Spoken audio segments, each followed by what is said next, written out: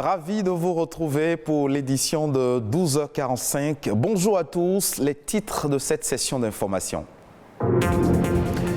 Célébration ce 21 avril de la Journée internationale de la créativité et de l'innovation à l'occasion 2022 est décrétée par les Nations Unies, année de formation des citoyens de demain. Plusieurs métiers du numérique sont exercés par les hommes, un secteur dans lequel les femmes subissent malheureusement souvent des discriminations fondées sur le sexe. À suivre un reportage sur les inégalités du genre dans le numérique. On parle de cette ambition du gouvernement de déguerpir les villes du Bénin des personnes en situation de mendicité et de les aider à se reconvertir. En quoi cette action peut-elle être bénéfique pour le pays? Élément de réponse à suivre. Ce 21 avril 2022 se tient la Journée mondiale de la créativité et de l'innovation, une journée reconnue officiellement par l'Organisation des Nations Unies. La créativité et l'innovation constituent des moteurs de croissance et du développement durable. La créativité est le processus qui permet à un individu d'avoir des idées et de les transformer en réalité. C'est ça l'objectif du processus d'innovation. Plus de précision à travers cet élément. Depuis plusieurs années, nous utilisons des milliers d'inventions. Le four à micro-ondes, la pénicilline, la dynamite, le papillon adhésif et par exemple au Bénin, le foyer à tigan et le foufou-miss. La liste n'est pas exhaustive. Mais qu'est-ce que ces œuvres d'esprit ont-elles de commun ? Elles ont tous été découvertes, d'une part à un moment où le monde en avait le plus besoin et d'autre part parce que leurs inventeurs ont su faire preuve de créativité tout en ayant le courage d'innover. C'est en effet pour célébrer et mettre à profit ces facultés essentiellement humaines que depuis 2002, le 21 avril de chaque année marque la Journée mondiale de la créativité et de l'innovation. Cette célébration vise à inciter les gens à libérer leur plein potentiel créatif partout où le besoin se fait sentir et dans tous les domaines d'activité. L'innovation, la créativité et l'entrepreneuriat de masse donnent un nouvel élan à la croissance économique et à la création d'emplois et doivent être encouragés, facilités et soutenus financièrement tant que possible. Investir dans ces domaines équivaut à élargir les possibilités pour tout le monde, y compris les femmes et les jeunes. C'est aussi grâce à la créativité et à l'innovation que nous pourrons apporter des solutions à certains problèmes les plus pressants de notre siècle, comme l'éradication de la pauvreté, de la faim dans le monde et l'atténuation des changements climatiques. L'esprit d'innovation n'a-t-il pas permis de développer en un temps record de nouvelles technologies vaccinales adaptées à la pandémie mondiale de la Covid-19 ? En un an, le génie de la créativité et de l'innovation a permis d'avoir sur le marché une dizaine de vaccins contre le coronavirus. Sans créativité donc, pas de progrès. Et face à une situation problématique, il faut garder à l'esprit que l'idée qui était prise hier pour une folie est peut-être l'innovation de demain. S'il y a un secteur dans lequel des entreprises et start-up innovent de plus en plus, c'est celui du numérique. C'est également un domaine majoritairement masculin et hyper concurrentiel.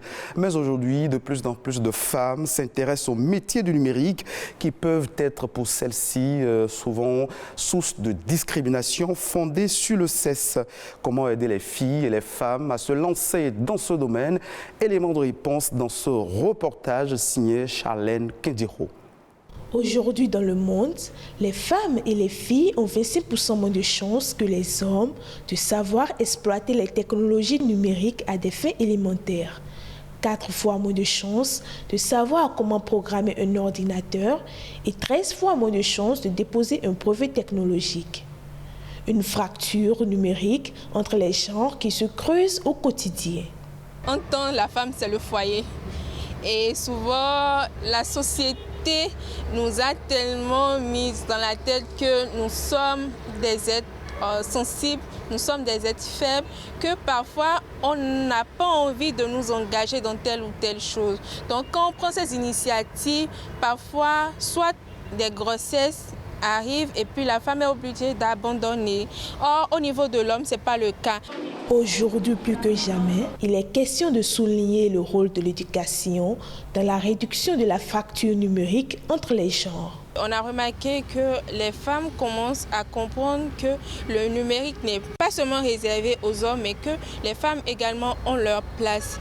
La femme aujourd'hui peut faire le marketing digital, la femme peut faire la programmation, le design, ce qui autrefois n'était pas possible.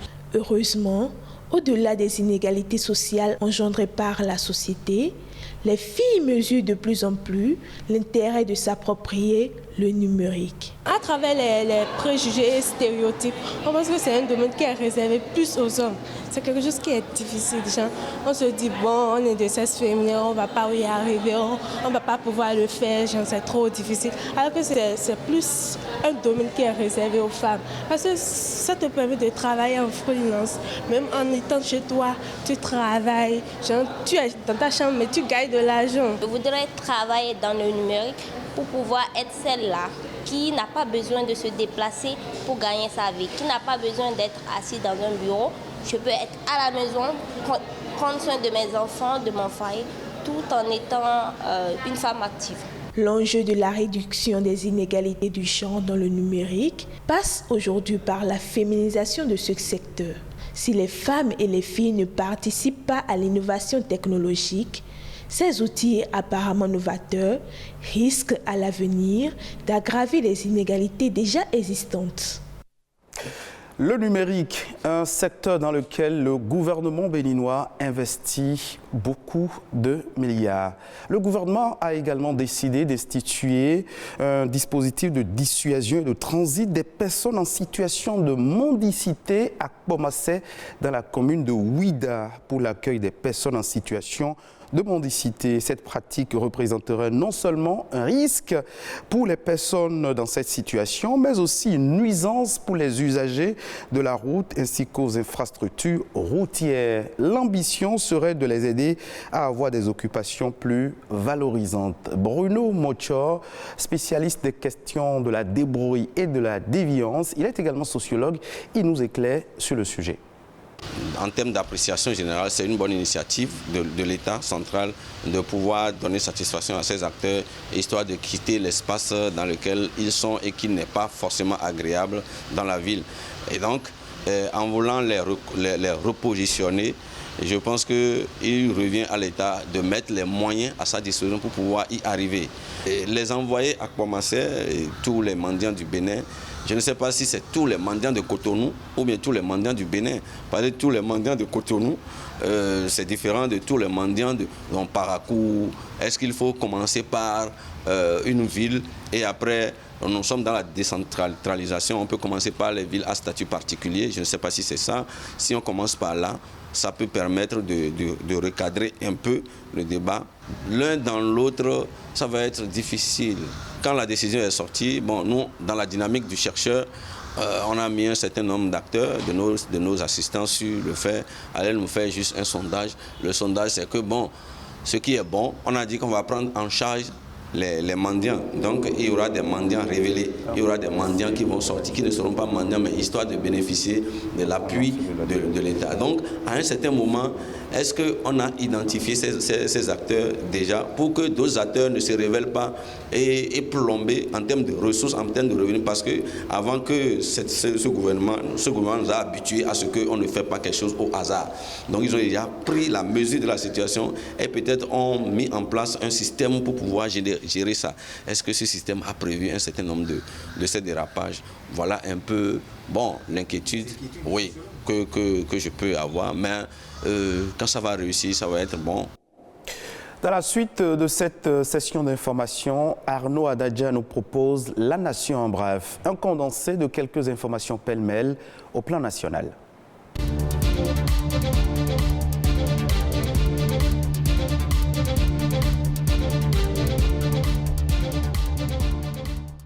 La ville de Cotonou veut lutter efficacement contre les inondations. Un projet d'assainissement fluvial de Cotonou, PAPC, vient d'être lancé à cet effet.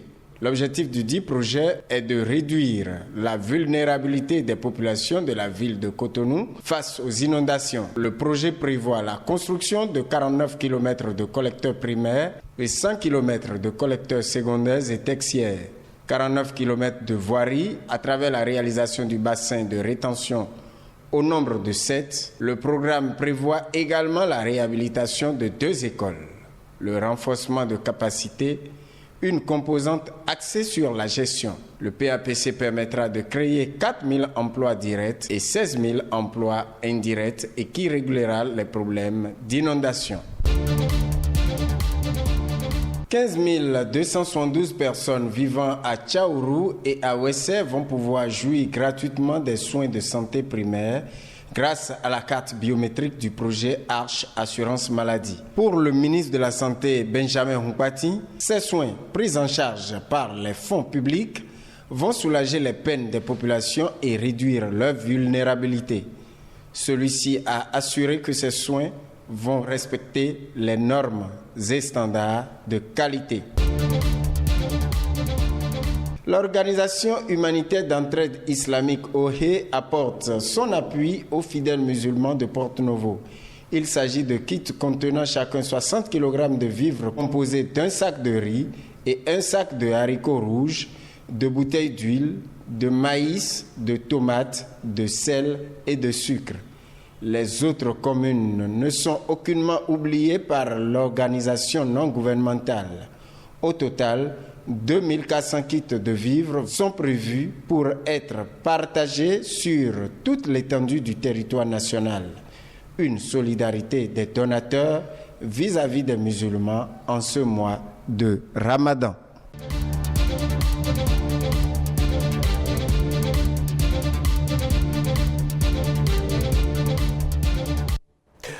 Hors de nos frontières, précisément en Afrique du Sud, après plusieurs semaines d'inondations, le pays connaît une baisse des précipitations, une accalmie qui s'installe bien sûr après plusieurs jours d'inondations, des précipitations jamais enregistrées dans le pays. Les précisions dans ce reportage de nos confrères de France 24. C'est l'heure du bilan en Afrique du Sud. Après les terribles inondations, la météo plus clémente permet maintenant à chacun de constater l'ampleur des dégâts. 4000 maisons entièrement rasées et des centaines de victimes. Les familles ont du mal à réaliser. Ma nièce dormait avec moi.